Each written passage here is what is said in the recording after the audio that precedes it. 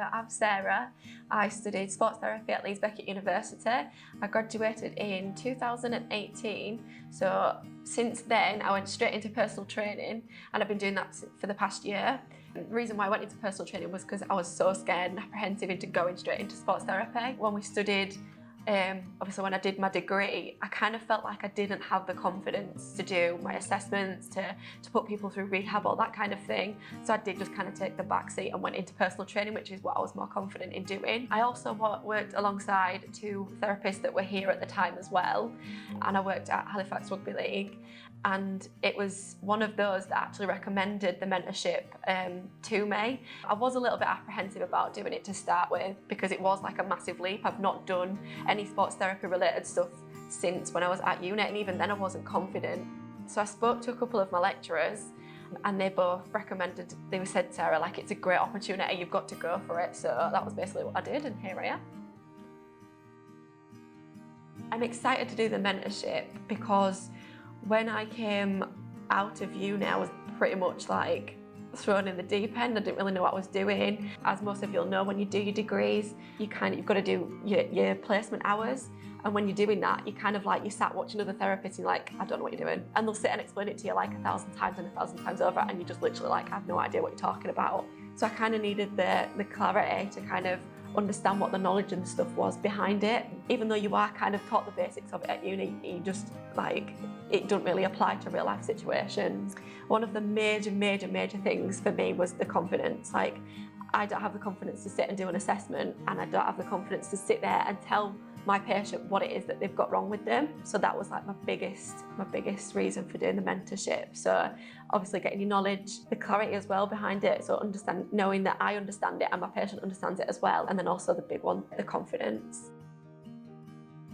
So my biggest challenge as a therapist, I would have said probably about 3 months ago, would have been getting a job and getting a good job. And I know that like you've got to obviously build your way up, but it was scary going for a job thinking that everybody kind of knew what they was talking about, and I was kind of walking into this world where I've not got any background experience. I've got, apart from the hours that I would do at university, I don't really have any other kind of experience. So it was quite daunting working with other therapists and kind of feeling a little bit intimidated by that. I'd also say I just feel like I don't have the knowledge to kind of diagnose a patient or to do anything with a patient. I just don't have the knowledge. And that was like a massive thing that it'd scare me. So I know, like, I'm hoping that obviously the mentorship will bring me the confidence to be able to do that. One of my biggest concerns when I first started was that I wouldn't have the time. I'm quite a busy person anyway. I will take on if someone throws hours at me to work, I'll be there at 9 o'clock at night, like working. I just love working all the time. So my biggest concern was being able to get home and then be able to do more mentorship stuff on top of that. The pre-course stuff actually put my mind to rest because I managed to do an hour a day, I think it was, for about 3 days, and it was done. Like, it's literally just a case of like writing the odd note down every now and then, and just looking through the videos and stuff, and it was really basic. As well, Dave, which I absolutely loved this, was that I could understand how Dave was explaining the videos. Sometimes you'll get like a lecturer come in and they teach you in a way where you just physically can't understand what they're talking about. But yeah, Dave's way of explaining things went really well. And if you don't understand something the first time he says it, it'll kind of like rearrange it and explain it in a way that you do understand it. So yeah, it's definitely put my mind at rest on that one. Overall, I would say one of the biggest things that kind of like sets me back would be with me doing the internship now, I'm working alongside people like Dave, Shane, Amy and Maria. Like, these people are amazing therapists, and it's quite intimidating being put in that environment and starting from the bottom, and kind of like you can't help it but you compare yourself to these people, and it's quite, I wouldn't say I'm not intimidated by them, but you kind of want to be at their level already. That's like one of the things that I'm most nervous for, is the kind of, although probably not, I feel like I'm expected to be at their level, and I'm just scared. What if I'm not there in 3 months' time when I've done this? What if I'm not there?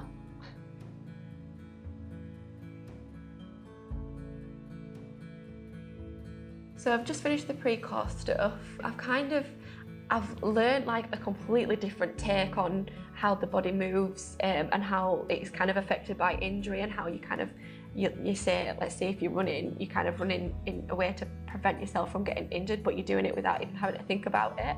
And that's really important, obviously, for like how it links in with your subjective and objective stuff as well. It's something to look out for. So I'm now on week 1 of the 12-week, which is subjective assessment.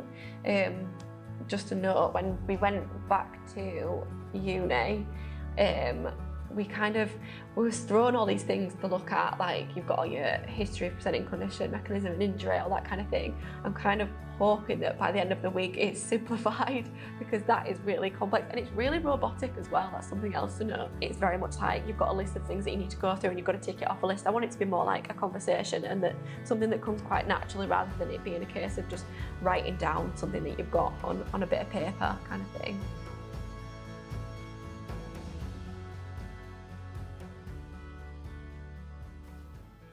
So today we're just going to talk a little bit about the difference between internal and external motivators, and the importance of finding the ideal outcome for your patient. So it's a common misconception that people come to us because of pain, which obviously they do come to us because they're in pain, but a lot of people can deal with pain. It's more what the pain is stopping them from doing, and that's the reason they're taking action. Again, we all know runners, we all know athletes, we all know whoever who've gone through work, life, etc. in pain. What's changed in the last weeks, months, whatever, that's now causing them to take action now. Okay, so what's the external motivators there for people coming to see us? Pain.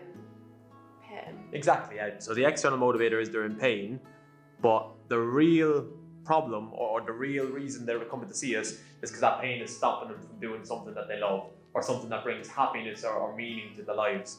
So that could be simple things like running. And again, it goes a little bit deeper than that, like we'll talk about in a second, but it could be lifting the grandkids. It could be stopping them from work, maybe. Cool, but then taking that on a deeper level, if someone's coming to us because they're not able to run, it's not actually the running most of the time, but it's why that running is important to them. So if somebody's not been able to run, Sarah, why do you think that might be important to them? Is it because it's more like the social life? Exactly. Yeah. Exactly. Yeah. So I mean, for some people, obviously, this is going to depend on the person in front of you. This is where the questions are really, really important. So for some people, not being able to run might just be a fitness thing, or might just be the hour a day they have away from the kids, or it might be their way they get over the stress of work or whatever. Or, and a lot of our clients, because we started up a running shop, we treat a lot of runners, a lot of them are in running clubs, and a lot of their whole social scene is the running group. And if they're not able to go out on the Thursday run, they feel like they're missing out. They see all the runners going out on Facebook, talking on Facebook, and they feel isolated and almost depressed. And that's the real reason they're coming to see you. It's because they feel left out of that group now, because they're not able to run. So it's nothing to do with the running necessarily, but it's why the running is important to them. Now, why that's really, really important is because now, if we know that, we can have ways around that. So we can say, okay, I want you to go to the running club, but instead of going for the run, you just do your rehab. So at least you still get the social side of it, or you go with the slow group. So I don't want you running with the fast group. You're not too bad. You can go with your slower group today and still at least be a part of the whole group. So we can really manage that kind of stuff. If it's someone being able to lift their grandkids, again, that's going to be important to us, because now our rehab is going to be very, very different. So it's going to be someone that just wants to be able to potter around the house, compared to someone who wants to be able to go play with their grandkids. If somebody elderly, obviously we're going to have to make sure they can tolerate lifting things, heavy things and stuff like that. So the internal motivator is really, really important. And I think sometimes it can be hard to take the focus away from the pain. And I think a lot of the time you probably find this yourself, Sarah, is when you're asking people what do you want to get out of physio? What's the main thing you want? A lot of them say, just get out of pain. And that's the answer you get. And sometimes it's hard to delve a little bit deeper, but I think the question to ask sometimes, especially if it's been going on for a long time, is I'll say, look, I know you've had this pain for 3 months now. Why over the last couple of weeks have you decided to take action now? And just asking deeper, higher level questions is important in terms of getting that information out. Now, when we have our internal motivators, that's when we really want to start focusing on our ideal outcome. And again, this is really, really important. So again, just like we were saying there, the first thing that people are going to say when you ask them that question is, I just want to get out of pain. So what I would say is, obviously the first answer here is you want to get rid of your pain, but in 6 weeks' time, for this treatment to have been successful, what do you want to be able to do? and that's what's really important for the ideal outcome. And that's going to be a big one for us, because if we get that, we're going to be able to design a treatment plan. So if we can get the ideal outcome here, now we can just reverse engineer that and kind of decide what our treatment plan is going to be. So let's say, for example, let's take a really simple one. Someone wants to be able to walk 3 miles pain-free. Now, I get as kind of specific with this as possible. So then I'll be asking more questions. So what else might we want to know about this 3-mile walk? Is it like on an incline? Yeah, exactly. Yeah. So are they doing hills? Because that's going to be part of a rehab. If they want to be able to walk up and down hills, we're going to have to test that. Yeah. I'll be asking, is it off road? Is it on trail? Is it on uneven surfaces? Not trail. Uneven surfaces, or is it on the road? How often a week are they doing it? Are they doing it like once in a weekend, or is it by 3 times a week? So the more specific we can get with that, the better our treatment plan is going to be, and the more specific we're going to be able to make it to the patient. Yeah. And then obviously we can just reverse engineer that. So before they can walk 3 miles pain-free 3 times a week, they're going to have to be able to do that by once a week. Before they can do that, they just need to be able to walk a mile pain-free. Before that, we're probably going to have to be able to just step or lunge or something like that in the clinic. Before that, they're probably just going to have to be able to stand on it without having any pain. Probably go from sit to stand without pain. Probably have full range of motion, active, and full passive range of motion. And again, these are just examples. Obviously, it's going to be specific to the patient in front of you. So again, once we have the ideal outcome, it gets very, very easy to reverse engineer the plan. Whereas if we just have pain here, can you see how it's going to be very difficult for us now to kind of reverse engineer that to where we're actually going to get them towards. So you might get away for the first couple of sessions, but when you get to session 3 or 4, you've got no direction of where you want to go next. Whereas if we've got the ideal outcome, now once we get to session 2 or 3 and the pain is starting to subside a little bit, we know what we need to do next. So now we need to start challenging with hills, or now we need to start challenging with lunges. Whereas if that person just wants to lift their grandkids, there's probably no point in me doing loads and loads of lunges with them. I'm going to be more focusing on getting them lifting things and moving things. And getting real specific to the patient is really, really important. So, quick recap. External motivator is the pain, but the real reason patients come to see you is because of the internal motivators. Another example, a patient I had in recently, they were getting pain when sitting. They were part of a book club and they weren't able to go to the book club. And again, her friends were in the book club. There was like 4 of them, met once a week, and she hasn't been able to go for that for the last 5 weeks. So they've all been reading books, they've been chatting about it, and she hasn't been able to go and be part of that conversation and part of that group because it's too uncomfortable to sit down for an hour and chat. So that's her motivation. Now, obviously, her rehab is going to be very, very different to this person's rehab because she wants to be able to sit comfortably for an hour once a week. So now a lot of her rehab is going to be sitting based. So again, that's why the internal motivators are really, really important. And if we get the internal motivators, it's going to be a lot easier for us to get that ideal outcome. And not just us, but it actually helps us focus the patient on the ideal outcome as well. Because they're going to be so focused on the pain themselves that they probably won't even realize this. I mean, the patient's not going to know consciously that actually it's because they're not going to the running group and they're feeling isolated and they're feeling a bit depressed because they're not being able to see their friends. They're going to think I'm coming home frustrated because I'm in pain. But when you can make them realize this, they're going to think that's when you make them realize that this is really having a big impact on my life. And now I really need to do something about it. So you're massively motivating the patient to get to buy into the treatment plan. And then once you focus on this ideal outcome, get them to buy into the treatment plan, you're set up for success. Then we'll tell them how many sessions it's going to take, whether it's 3, 4, 6, 10, depending on the problem. Do you have to say a question, Sarah? Yeah. Go on. Yeah. So would you basically say that these internal motivators is basically your end goal? I'd say but more specific. Yeah, exactly. So the internal motivators are going to help guide you towards your end goal. Okay. So the internal motivators are what's going to help you make them realize why this is important to them. So like if running was the internal motivator. So again, I've just written down running to kind of remind myself to talk about it for the sake of the video. But running's not the internal motivator. The internal motivator is why running is important to them. Yeah. Does that make sense? Yeah. So now, but that internal motivator has been able to get us towards the running, and now the running is the ideal outcome, and now we want to get to specific. So how far do they want to run? What sort of terrain? What sort of time? How often a week? Are they building up for a marathon, or is it just things like that? So that's where we get specific then with the ideal outcome. So the ideal outcome is it's not as external as pain, but that's quite external as well. But then we want to find out why this ideal outcome is important to them. Right. And then that's the internal motivator. Does that make sense? Yeah. So internal motivator is more based on the emotions attached to these. So it's not just the running, it's why that run is important to them.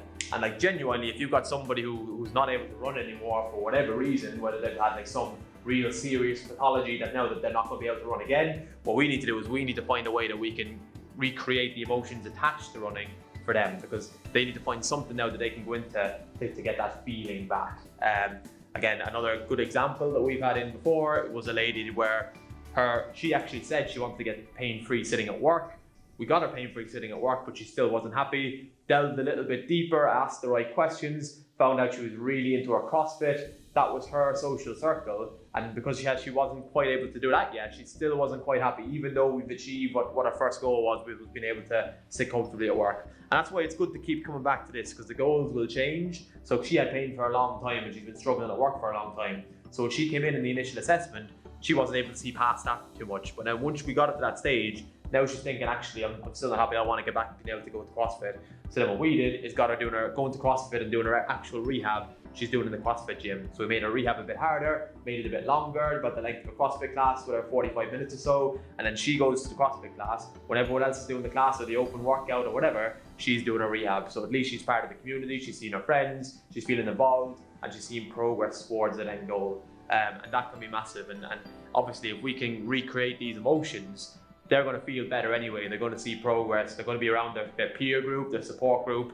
and more than likely that's going to improve her outcomes as well. Whereas if we just get her doing the rehab at home, but she's a bit frustrated because she's not getting back to CrossFit, she's a bit isolated because all of her friends are there, she's not seeing them very often, naturally she's going to feel worse.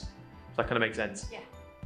Yeah. So ideal outcome is the kind of external motivator almost, along with the pain, but the internal motivator is the emotions attached to that ideal outcome. If someone wants to walk 3 miles, maybe to do that with their wife every weekend or whatever. Yeah.